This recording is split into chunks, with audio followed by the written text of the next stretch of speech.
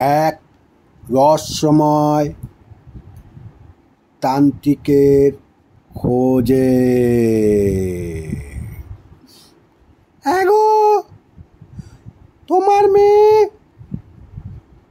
ওই ছেলেটির সাথে দীর্ঘ বছর মেলামেশা করার পর আমার মেয়েকে সে বিবাহ করছে না। তোমার কি মনে হচ্ছে? আমি তো পাড়ার প্রতিবেশীদের কাছে মুখ দেখাতে পারছি না।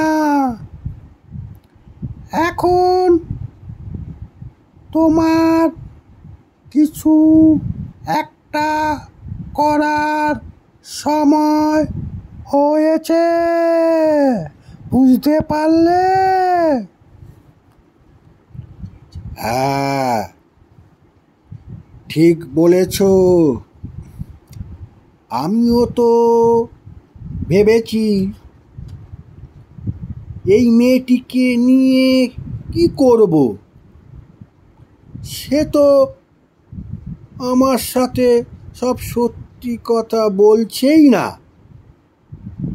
সব সময় আমাকে এড়িয়ে যাচ্ছে।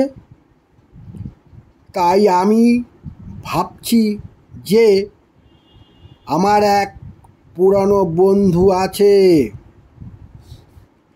সে নাকি মস্ত বড় তান্ত্রিক, বাবাজি হয়েছে। তার ঠিকানা খুঁজে বার করতে হবে। তবে মেয়েকে ডেকে তার সাথে কথা বলার উচিত। এই মেয়ে, তুই যার সহিত চলাফেরা করেছিস, তার চরিত্র, তার বাড়িঘর,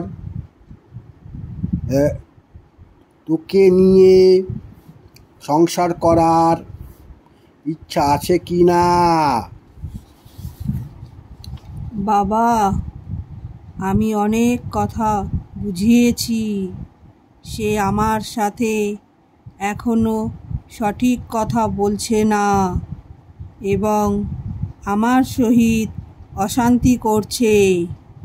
আমি মনে মনে খুব কষ্ট পাচ্ছি যে আমি তোমাদের কথার অবাধ্য হয়ে আমি প্রেমিকের সাথে চলাফেরা করেছি।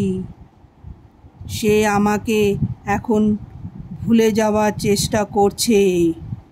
তাই বাবা, আমি অনেক ভুল করেছি, আমাকে তুমি ক্ষমা করো।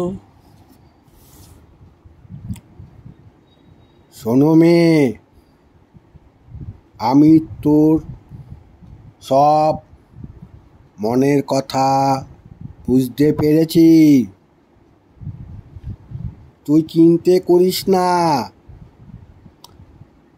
আমি আর তোর মা ঠিক একটা ব্যবস্থা করব। তুই আজ থেকে ওই ছেলেটির সঙ্গে মেলামেশা করবি না এবং ঘর থেকে বাইরে বেরোবি না। আমার এক মস্ত বড় তান্ত্রিক বন্ধু আছে, তার কাছে নিয়ে যাব। চল, আমরা 1 থেকে 2 দিন পরে আমরা বেরিয়ে পড়ব। আমার বন্ধু তান্ত্রিকের খোঁজে। ওইখানে গিয়ে যা বলার সব কিছু আলোচনা করব। বুঝেছিস মেয়ে?